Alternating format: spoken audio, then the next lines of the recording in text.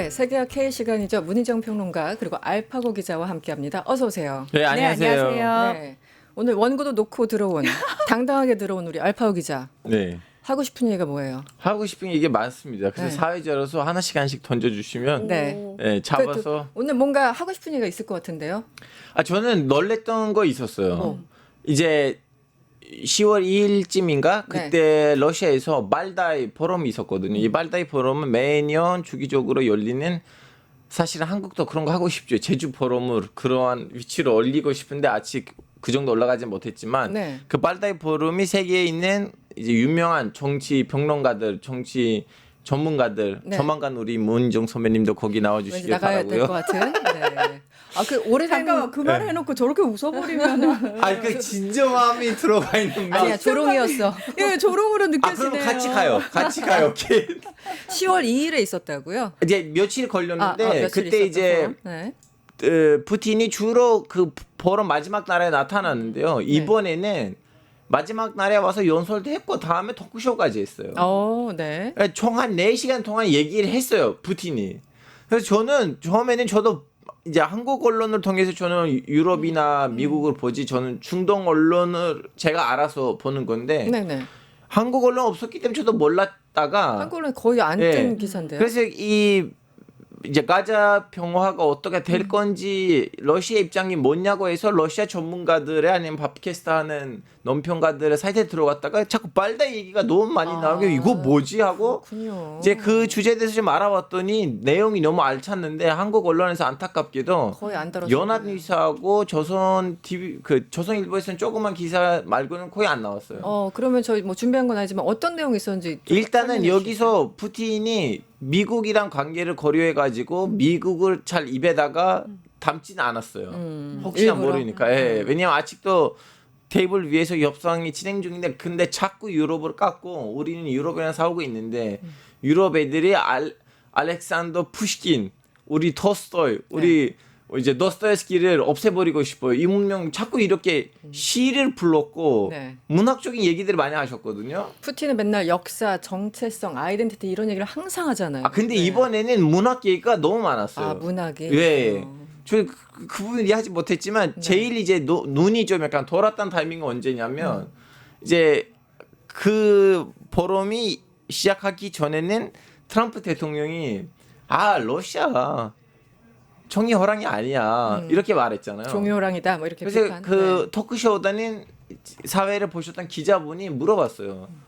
이제 우리한테는 정의 호랑이라고 하는데 어떻게 생각하세요? 네네. 그때 갑자기 얼굴이 원래 너무나 쿨했었는데 그 전까지. 흥분해가지고 막 얘기를 했어요. 우리 지금 여기서도 싸우고 있고 저기서도 싸우고 있고 우크라이나에다가 이 나라가 이 정도로 지원을 했고 저 나라가 이 정도로 지원했고 우리는 지금 싸우고 있어요. 그리고 막판에 에타 뿜마지는 띠글 슈터 딱타삼 나토. 제가 이거 외웠어요. 너무 멋있게 말해. 의미가 뭐냐면 정의 호랑이라고? 그럼 우리 앞에 있는 나토가 뭐야? 우리가 정의 호랑이라면 나토가 있을 리가 없잖아요. 너무 거기서 흥분했고 갑자기 급발진했군요. 네. 딱 질문 듣자마자. 너무 길게 설명했는데 근데 저는 이제 러시아를 다시 보는 계기가 뭐냐면 거기 있는 기자분이 살짝 좀 약간 성격이 저랑 비슷해서 중간에는 좀 푸틴을 흥분시킬 만한 얘기들도 했거든요. 약간 살살 긁는. 예를 들면 이 말했어요. 아니 이렇게 말씀하시니까 우리 역사 속에 있는 알렉산더 짜르랑 좀 비슷하시네요. 했더니 좀 푸틴이 이렇게 살짝 한 1초, 2초 정도 기다리고 아니에요. 그분은 정신형 군주였고 황제였고. 저는 임기가 있는 대통령입니다. 난 선출직. 그렇게 얘기를 했어요. 국민의회에서 선출. 임기가 있는 임기라는 말도 넣었어요. 그래봤자 한 30년 하는 거잖아요. 네. 아무튼. 하여튼 제 보기에는 이런 모습들이 예를 들면 중국에서 보일 리가 없거든. 누구나 시진핑한테 그런 질문을 못 할 것 같은데. 근데 이제 재밌네요. 그래서 우리는 이 발다이 포럼에서 러시아는 진짜 유럽 국가들에 대한 이제 누가 먼저인지가 별개의 문제인데 유럽이 잘못한 거 먼저인지 러시아가 잘못한 거 먼저인 건 별개로 러시아는 엄청나게 특히 프랑스하고 영국에다가 반감이 차오르고 있는 피해의식이든 무엇이든 간에 차오르고 있고 이거 이대로 가면 이상한 분쟁들이 터질 수도 있다는 이제 우려들이 나오고 있어요. 그러니까 평소에 이 푸틴이라는 사람이 유럽 사회를 어떻게 바라보고 알고 있는지가 그 몇 시간 대화에서 그냥 그대로 적나라하게 드러났나 봅니다. 네 나중에 4시간 동안 얘기를 했어요. 재밌네. 그 기자는 누구였어요? 그러니까 그 러시아 기자는 아니죠. 러시아 기자예요. 러시아 기자고 죽을 수도 국제 있는데. 국제 정치에서 아주 빠삭한 유명한 기자예요. 아, 그래요? 문희정 선배님 같은 아주 유력한. 아, 왜냐면 거기는 좀 반정부다 싶으면 정치인도 그렇고 언론인도 그렇고 근데 그분이 엄청나게 반정부는 아니에요. 아, 그런 반정부 건 아니지만 아니었어요. 그래도 할 얘기를 하는 스타일이에요. 아, 좀 그렇군요. 러시아는 특이한. 저는 러시아 다시 봤어요. 러시아는 오케이 너무나 민주주의적인 사회는 아니지만 그렇다고 해서 너무나 좀 약간 이렇게 너무나 중국처럼 그렇게까지는 아니다. 아니에요. 아. 그걸 다시 한번 보게 됐어요. 재밌네요. 혹시 관련해서 좀 네. 내용 아시나요? 아, 네, 발다이 클럽 저도 관련해 가지고 이제 우리 언론에서는 좀 우리 언론이 좀 주목할 만한 내용들이 아주 단편적으로 나왔잖아요. 네네. 저는 사실 그 푸틴의 거기서 이제 4시간 동안 본인이 그럼 어떤 질문이든 던져봐. 난 네네. 다 받아칠 수 어. 있어라는 이 자신감이 스타일이 그렇죠. 누구하고 되게 비슷했냐면은 예전에 베네수엘라에 우고 차베스. 아, 차베스죠. 네. 왜냐하면은 네. 그 차베스 대통령이 살아계실 때 전 세계 네. 진보 정치학자들 1년에 한 번씩 쫙 모아가지고 아. 나하고 붙어보자. 아. 니들이 말하는 특히 이제 서방 국가의 네, 그 네, 네. 이제 근데 정말 유려하게 얘기를 엄청 잘했던 대표적인 사람이거든요. 그래서 서방 저는 언론이면 그때 뭐 너의 위선을 내가 벗겨주겠어 거의 뭐 이런 자세였겠네요. 그렇죠, 그렇죠. 네네. 그러면서 이제 붙어보자. 니들이 무슨 생각을 가지고 이제 왜 그 토대가 잘못됐는지 아. 그 얘기들을 굉장히 열심히 했었던. 그래서 저는 그것 자체가 그 당시에 굉장히 센세이션했다라고 생각을 했는데 네. 푸틴은 아마도 이제 난 달라. 나는 소통하는 사람이야. 네. 불통이 아니야라는 네. 걸 많이 보여주고 싶어 했던 것 같고 그다음에 저는 되게 거기서 뭘 봤냐면은 트럼프가 아무리 이제 러시아한테 나 불만이야라고 얘기를 해도 푸틴 대통령을 직접적으로 겨냥하거나 네. 푸틴 대통령을 깎아내리는 말을 하진 않거든요. 네. 어떤 느낌을 받았냐면 나토는 결국 미국하고 유럽이잖아요. 그런데 미국하고 유럽을 분리시켜서 얘기를 하는 거예요. 이건 굉장히 정치적으로 네. 어떤 전략적으로 전략적이네요. 네. 이야기를 하는 거죠. 아. 내가 종이후랑인데, 그러니까 트럼프는 그거잖아요. 아니 러시아가 종이후랑이지. 아니면 일주일 만에 우크라이나 이겼어야 되잖아라고 네. 얘기를 하니까 그래? 그러면은 러시아 그 드론에 발발 떠는 너네 나토는 뭐니? 라고 얘기를 하고 있는 거잖아요. 네. 그래서 여기서 완벽하게 지금 러시아는 미국, 우린 미국을 겨냥할 생각은 없어. 그러나 유럽, 니들은 가만히 두지를 않겠다라고 얘기를 했는데 여기서 한마디 더 얹은 분이 계세요. 누구죠? 앙겔라 메르켈 전 네. 독일 총리가 네. 러시아가 우크라이나를 침공한 것은 사실은 동유럽을 비롯해가지고 유럽의 잘못이 있다라는 식의 발언을 그래서 네. 실각된 거예요. 그런 생각들이 머릿속에 있었기 때문에 오랫동안 그 자리에 앉을 수가 없었어요. 아니 자, 메르켈 총리 네. 같은 경우 전 독일 총리 같은 경우 이번 참석하신 거예요? 아니요, 하진 않았고 하진 이제 않았고? 이후에 이제 아, 어느 정도 논평하면서? 어느 정도 인터뷰가 나왔는데 사실 메르켈 총리는 2021년에 정치 은퇴를 하면서 그동안은 굉장히 조용히 계시던 분이다가 올해 들어서 이제 발언을 하기 시작을 뭐 했거든요. 책도 내시고. 네. 자, 그런데 우리가 이제 잘 모르는 유럽 지형이 하나 있는 게 뭐냐면은 많은 분들은 유럽이라고 이렇게 뭉뚱그려가지고 무조건 러시아와 적대적일 거라고 생각을 하는데 아닙니다. 아니죠.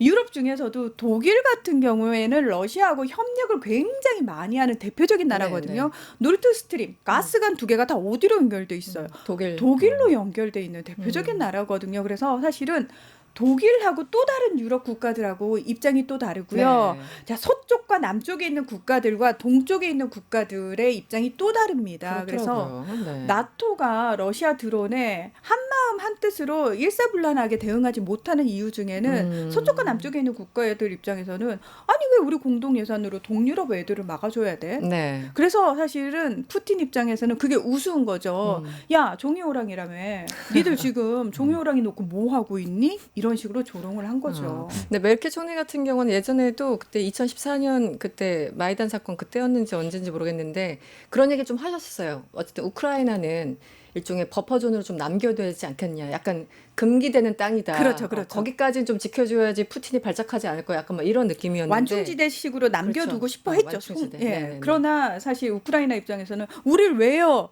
라고 그렇죠. 이제 예, 네. 반항하는 상황이었고요. 그래서 굉장히 이게 참 현실주의적으로 보면은 뭐 메르켈 말이 맞는 것 같기도 하지만 어쨌든 상황이 그렇게 됐군요. 네. 그래서 그러니까 현실이 그렇다 할지라도 그걸 입 밖으로 내느냐 아니냐의 그건- 문제가 굉장히 중요하잖아요. 그렇죠, 그렇죠. 메르켈 총리가 그걸 내버렸네요. 그렇군요. 예. 와, 재밌네요. 사실 오늘 첫 번째 또 마침 그 우리 알파 기자님 오신 날이어가지고 우리 1번으로 네, 이스라엘 하마스 얘기를 딱 시작을 하려고 했는데 네, 만만치 않게 또 풍성한 네. 얘기를 해주셨어요. 일단 1단계 합의는 이런 거 맞죠? 자꾸 네. 여러 번 실패했기 때문에 이거 긴가민가? 저 어제 밤에도 계속 기사 보면서 이거 몇 시간짜리야? 이런 생각을 솔직히 했어요. 네. 일단 좀 설명해 주시면 어떨까요? 네. 자, 트럼프 대통령이 지난달 말에 백악관에서 네타냐후 이스라엘 총리하고 정상회담을 했죠. 자, 그 자리에서 한 20개 정도 조항이 들어가 있는 평화 계획을 발현을 합니다. 네. 그러면서 그 내용들이 그 당시에 좀 나왔던 게 있어요. 일단은 이스라엘 내각이 이 휴전안에 대해서 승인을 하는 순간부터 72시간 이내에 이스라엘 인질들 풀어준다. 네. 그러면은 그에 상응해서 팔레스타인인들 지금 수감자들 풀어준다라는 얘기가 있고요. 네. 크게는 하마스 무장 해제. 네. 그리고 그러면 가자 지구는 누가 다스릴 것이냐? 팔레스타인인들, 그러니까 기존 정치인이 아닌 기술 관료 중심의 팔레스타인인으로 구성된 네. 그 팔레스타인 위원회가 있고 네. 그걸 견제하고 감시하는 평화이사회라는 게 만들어지는데 그 평화이사회의 의장은 누구? 나 트럼프, 내가 토니 블레어 전 영국 총리하고 같이 할 거야 네, 네. 라고 이야기를 하면서 네. 자, 이 안을 가지고 이제 하마스 최후 통첩이야. 이걸 받아들이지 않으면 너네한테 지옥이 펼쳐질 거야. 네, 저는 최후 통첩 여러 번 봤거든요. 네, 그래서 네, 그렇죠. 진짜 최후일까라는 의구심이 들었는데 지난 6일부터 8일까지 이집트에서 실질적으로 제로드 쿠슈너라든지 위트코프 중동 특사라든지 이런 사람들이 모여가지고 네. 협상을 네, 네. 했어요. 네. 협상을 했고 8일 날 1단계에 합의를 한다라는 얘기가 나왔는데 그래서 이스라엘 군의 완전 철수를 사실 하마스 측에서는 굉장히 원했지만 단계적으로 철수를 하는 걸로 네, 그래서 제가 봤을 때는 이거는 되는 분위기로 가는 게 뭐냐면 굉장히 구체적인 게 네. 트럼프 대통령이 내가 가겠다. 이집트로 가가지고 직접 서명을 할 가서. 거고 그다음에 이스라엘 의회에 가가지고 내가 연설할 거야 네. 라는 얘기를 했어요. 네. 저는 이스라엘로 간다라는 건 무슨 얘기냐면은 사실 네타냐후가 본인 혼자 결정할 수 있는 문제가 아니에요. 그렇죠. 내부의 극우 정치인들한테 엄청난 압박을 받고 있잖아요. 너 이거 휴전하기만 해봐. 너 확 총리 자리에서 끌어내릴 거야. 연전 네. 깨버릴 거야 라는 얘기를 하니까 네. 네타냐후 입장에서는 제가 봤을 때 트럼프 대통령한테 SOS를 한 것 같아요. 와가지고 얘네들 좀 어떻게 좀 해주세요. 근데 네. 네타냐도 그거 아니에요? 나타니엘은 굳이 분리하자면 이스라엘 안에서는 그냥 우파예요. 그냥 우파죠. 우파. 네. 왜냐하면 아직 극우파들의 목소리가 한국 언론에서 제대로 반영되지 않았기 때문에 비교 대상이 없거든요. 그들이 어느 정도 정말 극단으로 가 아니 있는지 그냥 대놓고 공개적으로 얘기해요. 네. 우리는 이 200만 명 사람 그냥 몰아내자. 딴 나라들에니까 보내자. 네, 그렇죠. 네. 어쨌든 1시간 전에 이스라엘 그 정부에서 이번에 승인했죠. 승인했다고 속보가 1시간 전에 나왔습니다. 어떻게 이 가자지구 평화구상 어떻게 보셨어요? 제 보기에는 하다가 중간에 문제가 터질 것 같은데 근데 이번에 문제가 터질 때는 그 문제를 이제 압박을 할 만한 트럼프하고 국제 합의가 있어요. 왜냐하면 이 평화 협정 안에는 일단은 트럼프가 있고요. 다음에는 네. 토니 블레어 있고 다음에는 튀르키예가 있어요. 그리고 이스라엘 입장에서는 받아들이기 힘든 부분들이 있어요. 예를 들면 거기서 이제 평화 유지군 같은 뭔가가 있어야 되는데 네. 튀르키예가 왠지 몰래 트럼프랑 합의를 한 것 같아요. 잠시 이렇게 와서 뭘 활동하고 나가는 거는 문제가 아닌데 거기서 대신 안전을 지키겠다고 해서 튀르키예 경찰이 온다, 튀르키예 군인이 온다. 물로 앉을 것 같다는 이거 뜻인가요? 이스라엘에서 이거 받아들일 만한 정치인들은 10% 20%도 안 나올 걸요. 트르키의 관계가 어떤지 좀 설명해 주세요. 어떤 맥락이길래? 지금 현재 네. 튀르키예하고 이스라엘이 시리아 안에서는 중돌할까봐 걱정을 하니까 아제르바이잔에서 자꾸 협상을 해요. 왜냐하면 지금 시리아는 그냥 공백이에요. 네네. 현재로서 네. 과도 정부가 있지만 네. 대표성이 없잖아요. 네. 그래서 시리아는 이미 남쪽 땅을 좀 먹었어요. 그러니까 이스라엘이 시리아 남쪽 땅을 또 좀 먹었고 쿠르드 사람들하고 그 누르주파 사람들의 연합. 형이 나야. 아. 그래서 걔네들의 문제가 있으면 내가 개입할 거라고 하고 있는데 과도 정부를 만들었던 그 세력도 튀르키예가 키워줬거든요.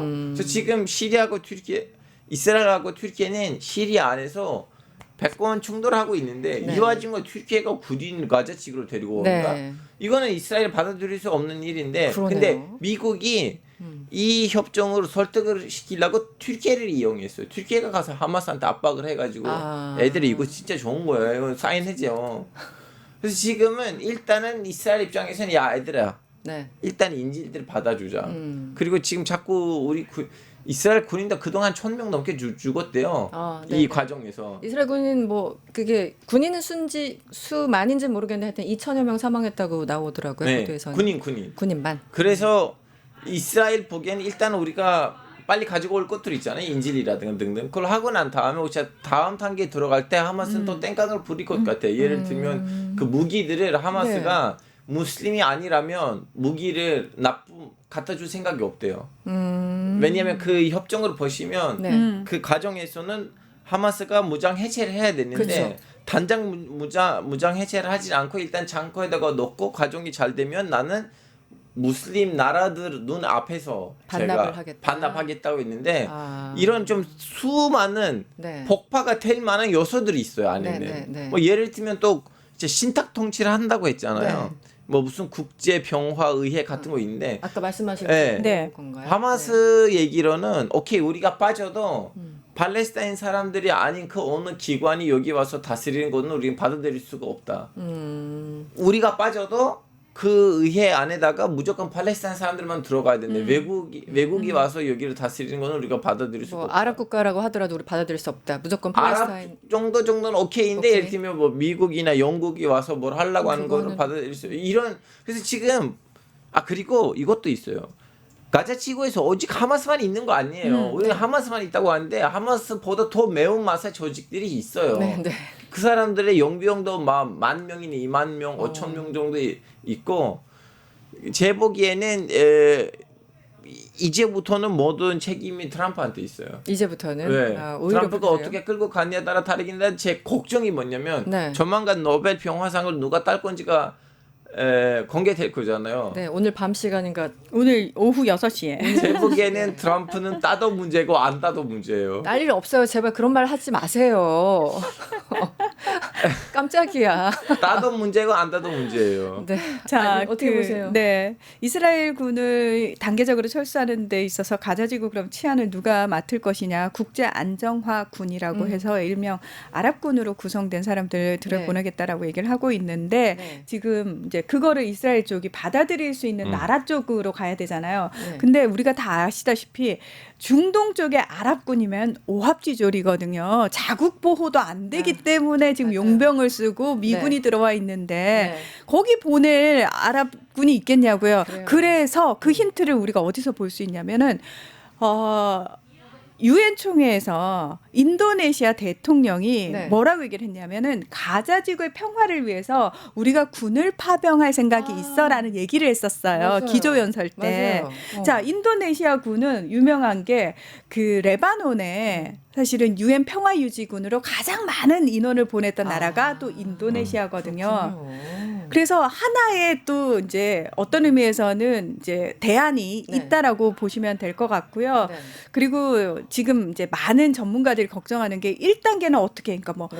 20명의 살아있는 인질들을 돌려받는 건 이스라엘이 지금 너무 급하니까 그렇죠. 그거 1단계 안에 있으니까 그거는 할 거야. 네. 근데 중요한 건 2단계 안에서 하마스 무장 해제가 들어가는데 하마스가 우리는 무장 해제를 무턱대고 할 수 없는데 팔레스타인 자치정부한테는 할 생각이 있다라고 이야기를 하고 있어요. 네네. 그러니까 지금 말씀하신 것처럼 같은 아랍이나 무슬림한테는 우리가 넘겨줄 의향이 있지만 이스라엘이나 서방 국가가 들어와서 그들에게 우리가 무기를 주는 거는 용납 못한다라고 그렇죠. 얘기를 하고 어렵겠죠. 있어요. 네. 그래서 요 단계, 2단계에서는 사실 이스라엘 입장에서도 어느 정도는 그러니까 뭐 인지를 돌려받았고 했기 때문에 아쉬움이 약간 해소가 된 상태에서 네. 이스라엘 쪽에서도 깰 의향이 충분히 보인다라는 거죠. 단 트럼프 대통령이 그랬을 경우에 네. 가만히 두지 않을 거야라는 후속 조치들을 해놨잖아요. 네. 트럼프 대통령이 네타냐후 총리하고 정상회담할 때 얼마나 웃긴 일이 있었냐면은 네타냐후 총리가 백악관 방문하기 전에 카타르 때렸었잖아요. 내가 보는 앞에서 너 카타르에 전화해가지고 사과해 이래가지고 바로 백악관 전화 연결해줘가지고 네타냐후 총리가 사과문 딱 쓴 거를 읽었어요. 트럼프 대통령이 그거 시켰어요. 바로 앞에서 네. 그러면서 트럼프 대통령이 잘 들었지. 내가 이렇게까지 해줬는데 카타르야 화 풀어라. 이게 무슨 유치원도 아니고 뭐 하는 거예요? 그것보다는 네. 미국이 뭐예요? 쇼 비즈니스, 엔터테인먼트, 헐리우드. 야 트럼프가 몰랐으면 그 카타르 칠 일이 없는데. 다 알고 쳤겠죠. 네. 저번에 뭐 이란 같이 공습했잖아요. 네. 그러니까요. 네. 아무튼 자고지고 고스톱에. 그리고 그 유엔 총회에서 사실 네. 트럼프 대통령이 네타냐후 총리 만나기 전에 미리 이제 아랍 국가들 정상 모아가지고 이미 그 20개가 넘는 조항들을 알려줬어요. 네, 네. 이 정도에서 우리가 타협하자, 타협하자. 가자라고 미리 이제 양해를 많이 구해놓은 부분들이 있었고 네. 트럼프 대통령이 사실은 사전 작업, 빌드업을 다 해놓은 상태에서 이번 휴전 협상이 진행이 된 거였기 때문에 사실은 이게 어느 정도 되지 않았나. 그리고 이스라엘 내부 분위기도 1단계에 딱 그 합의되자마자 이스라엘 내부에서 그냥 사람들이 거리에서 와 인질 이제 돌아온다고 그 분위기를 만들어 놨다라는 거죠. 이스라엘에서도 워낙 시위들이 오래됐잖아요. 특히 유가족들뿐만 아니라 제발 전쟁 끝내야 된다. 그리고 그렇죠. 아예 인존 청소라고 유엔에서 규정을 한 상황이기 때문에 이스라엘 진보 세력도 뭘 했냐면 텔아비브 바닷가에다가 이렇게 아트워크를 만들었는데 네. 이제 트럼프하고 나타냐후가 마주보고 있는데 그 트럼프 나타냐후 코가 이렇게 길고 그 나타냐후 코가 이렇게 길고 트럼프의 눈으로 이렇게 찌르는 듯한 찌르는 건데 그 밑에다가 트럼프 두 번 다시 애한테 속지 마라. 그렇게 써놨어요. 네. 와 세다. 재밌네요. 네. 트럼프 입장에서는 아마 네타냐후 쪽에서 이걸 깨려고 하거나 이스라엘 극우 쪽에서 깨려고 하면 트럼프가 가만히 있지 않을 겁니다. 왜냐면 아까 잠깐 사진 저거 인공지능으로 만든 건가요? 그 노벨상 뭐 커다란 거 네. 이따만한 거 네. 달고 있는 사진이 잠깐 지나갔는데 그거 저겁니다. 네타냐후 총리가 올린 거잖아요. 이스라엘 쪽에서 참. 예, 노벨 평화상 줘라. 라고. 정말 이 평화상 피로감이 오네요, 갑자기. 네. 우리 노벨상 얘기 나온 김에 네. 넘어가 볼까요? 이슈를 조금 전화해 네. 보겠습니다. 일단 그 화학 생리상 생리의학상과 생리학상 네. 그분 전화 왜 이렇게 막 로켓 산맥하고 계셨는지 네. 전화 못 받았다고 하는데 그 자체가 너무 멋지더라고요. 네. 네. 좀 설명을 해주세요. 어떤 네. 상황이었어요? 아니 세 분이 공동 수상인데 네. 자꾸 연락이 안 돼가지고 그래서 이제 그 다른 분한테 왜 연락이 안 돼요 그랬더니 그분 휴대폰이고 인터넷이고 다 안 터지는 곳에서 디톡스 기간이야. 예, 네. 거기 디지털 디톡스 기간이야. 네. 그러면서 거기서 아마 굉장히 행복한 시간을 보내고 있을 거다라고 얘기를 했잖아요. 근데 그리고 사실 우리 한강 작가님도 처음에 전화 받았을 때 보이스피싱인가 이상한 전화인가라고 생각했어요. 근데 다들. 그런 일들이 꽤 많았다라고 얘기를 하더라고요. 네. 네, 노벨 면회에서. 보통 이제 그 브렁코 연구원이었군요. 이분이 한 3주 정도 이렇게 여행하는 걸 굉장히 좋아하나 봐요. 그리고 미국 사람들 좀 장기 여행 떠나잖아요. 우리처럼 그렇죠. 뭐 한 일주일 잠깐이 아니라 2, 3주 그냥 가는데 우린 가성비 있게 하는 거고. 한국 사람이야 진짜. 강아지 두 마리랑 부인이랑 네. 여행하고 왔는데 이제 핸드폰을 뚝 이제 키니까 그것도 아내가 키니까 문자 200개? 네. 그래서 뭐? 여보 당신 노벨상 탔대 이렇게 된 거래요. 네. 상황이 너무 재밌지 않았어요? 저도 이제 유튜브 구독자 수가 100만 넘고 아니면 노벨 평화상을 딸 만한 무슨 뭔가 작업이 있었으면 저도 그런 여행들을 떠났을 거예요. 네. 근데 그런 위치가 아니었기 때문에 우리는 열심히 살고 있고 핸드폰을 우리는 저도 지금 궁금해. 지금 어떤 문제가 방금 전에 진동가 올렸는데 궁금해 죽겠어요. 우리는 항상 그 전 앞에 대기하고 있어야 되는. 네. 그렇죠. 바로바로 연락드려야 되는. 네. 이번에 보니까 뭐 여러분들 다 훌륭한 분들 그 안에서도 또 훌륭한 분들 찾느라고 이 노벨상 그 선정하시는 분들 참 애쓴다는 생각이 드는데 아무래도 좀 눈에 띄는 건 또 일본 또 학자분이 또 받으셨네 뭐 이 부분이에요. 일본의 사카구치 시몬 교수에게 이 노벨 생리의학상 3명 중에 한 분 돌아갔는데 그리고 또 한 분 있죠. 교토대 교수인데 화학상을 받으셨어요. 기타가와 스스무. 네, 그래서 49년 물리학상 이후에 일본은 31번째 노벨상 수상자 배출. 우리는 두 분인가요? 그렇죠? 두 네. 분. 네. 김대중 전 대통령, 한강 작가님. 그래서 뭔가 이렇게 또 이게 약간 좀 그래요. 이 마음을 어떻게 표현해야 할지. 네. 그럼 우리는 다시 한번 이 네. 주제에 대해서 진짜 생각을 해야 돼요. 우리 대학교들이 어떤 방향으로 달려가고 있는지. 맞아. 우리 알파고 기자님이 과학고 출신이에요. 맞다. 과학고죠. 저도 한국에 와서 과학으로 가면 노벨상을 딸 수가 없으니까 정치외교학과로 바꿨어요. 그렇구나. 바로 적응했군요. 원래 대전에 가 있어서 공부하려고 갔었는데 네, 미래가 맞아. 안 보여서 충남대학교 정치외교학과에 들어갔어요. 그러네. 노선을 바꿨네요. 아예. 아니 그쪽으로 가면 노벨상이 딸 수가 없어 보이니까 길이 바로 보였군요. 이쪽으로 가면 소설 쓰거나 아니면 정치 활동을 하면 네. 받을 수가 있어서. 그런 깊은 뜻이. 네. 우리 알파고가 트럼프와 같은 꿈을 꾸고 있는지 몰랐네요. 네. 이번에 어쨌든 그 한 해 노벨상 2명이나 배출해서 일본이 지금 네. 난리가 났죠. 완전히 난리가 났죠. 네. 환호하는 분위기 같습니다. 근데 저는 네. 사실 항상 이렇게 우리가 이제 아무래도 조금 라이벌 의식을 느끼다 보니까 그렇죠. 또 비교해가지고 가까이도 있고, 네. 일본이 이렇게 타는 동안 우리는 뭐 했냐라는 얘기를 하고 있는데 아니 그러면 그 얘기를 하기 이전에 일본이 기초과학에 그렇게 투자를 하는 동안 우린 뭘 했는지를 봐야 되잖아요. 지난 3년 R&D 팍팍 깎았죠. 네. 그러니까요. 그런 것들을 사실 먼저 생각한다면은 반성도 단순히 하고. 숫자로 비교해가지고 일본 부럽다라고 얘기할 부분은 저는 아니라고 생각을 하고요. 네. 특히 우리나라는 아무리 과학 인재를 키우려고 해도 그 네. 수많은 과학 인재들 열심히 장학금 줘가지고 공부시켜 놓으면 다 어디로 진학하죠? 의대로 진학을 해버리잖아요. 이런 분위기 자체를 사회 전체적으로 밑바닥에서부터 바꿔가는 걸 만들지 않고서는 네, 네. 사실은 저는 받고 싶어요라는 생각 자체를 하면 안 된다고 생각합니다. 그렇죠. 어떻게 보면 굉장히 냉정하게 따지면 이 안타까워할 자격이 없죠. 네. 그럼요. 투자를 예. 해놓고 뭔가를 기대를 해야 되는 건데 이 투자를 안 교수님들도 하고. 네. 사실은 25년 전, 30년 전에 한 연구를 계속 이어오다가 이제 70대가 넘어서 상을 받은 맞아요. 거거든요. 그걸 참 생각해야죠. 엄청난 성과고 인내고 대단합니다. 이분들의 지구력과 노력들이. 네. 음. 마지막 하나만 더 짚고 갈게요. 시간이 많지 않은데 저는 이거 참 우리나라 어느 나라도 필요하다고 생각하는데 그 SNS 유럽 같은 경우는 SNS 15세 미만 금지 뭐 이런 법들을 지금 하나하나 시행을 하는 국가도 있고 할 예정인 국가도 있는데 호주 같은 경우는 이미 작년 12월인가 시작을 한 것 같고요. 이게 많은 연구에서 SNS가 어린이 한마디로 좀 성장하는 아이들에게는 굉장히 악영향과 같다.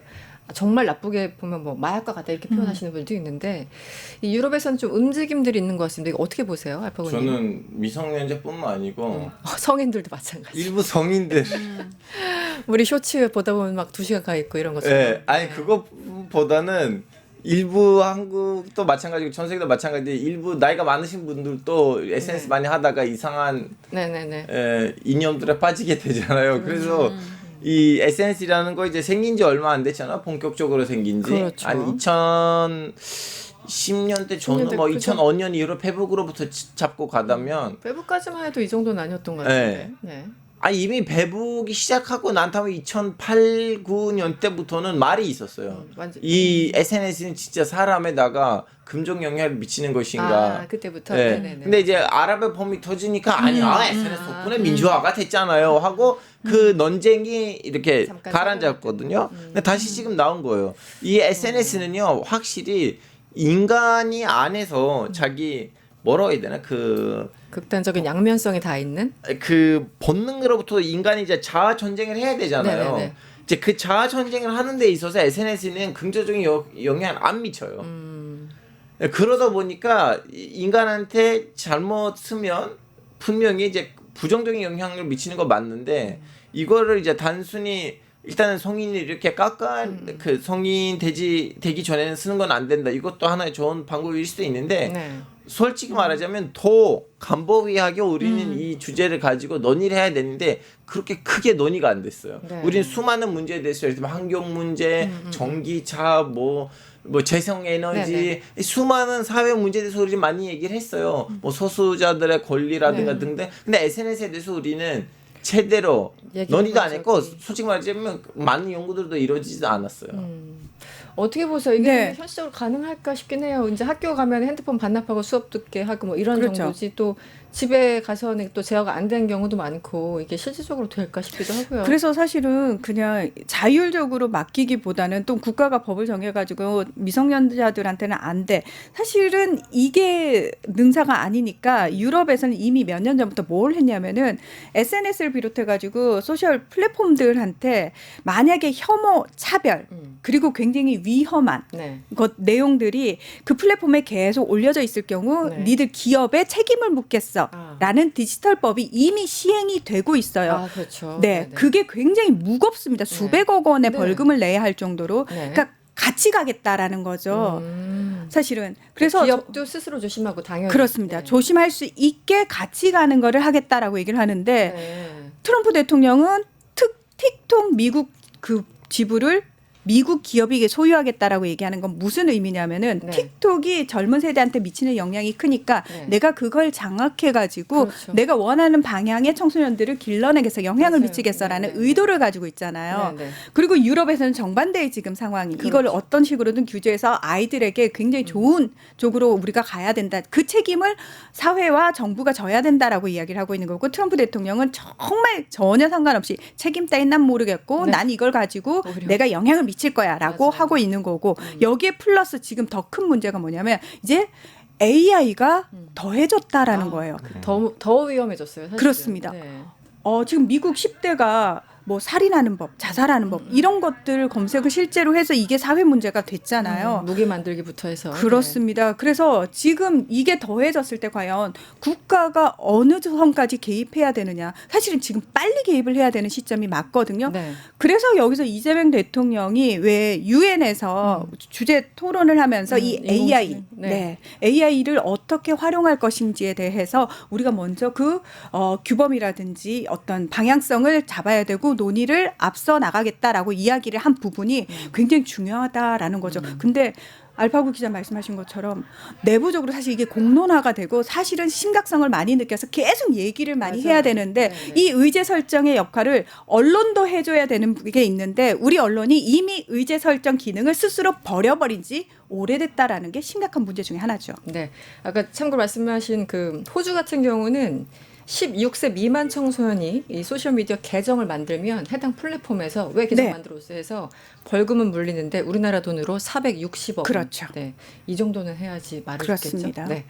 알겠습니다. 시간이 지나서 오늘 또 두 분간의 인사를 드려야 될 것 같습니다. 문희정 평론가 알파고 기자와 함께했습니다. 오늘 고맙습니다. 네, 고맙습니다. 안녕히 계세요. 유튜브 구독하고 실시간 채팅과 댓글을 남기시면 매일매일 7천 TTCO를 드립니다. 참여 방법은 통통물 어플을 다운로드하고 회원가입과 로그인을 해주세요. 마이페이지에서 나의 회원 고유 번호를 복사해주세요. 유튜브 구독 후 실시간 채팅이나 댓글창에 고유 번호를 한 번만 입력하면 준비 끝!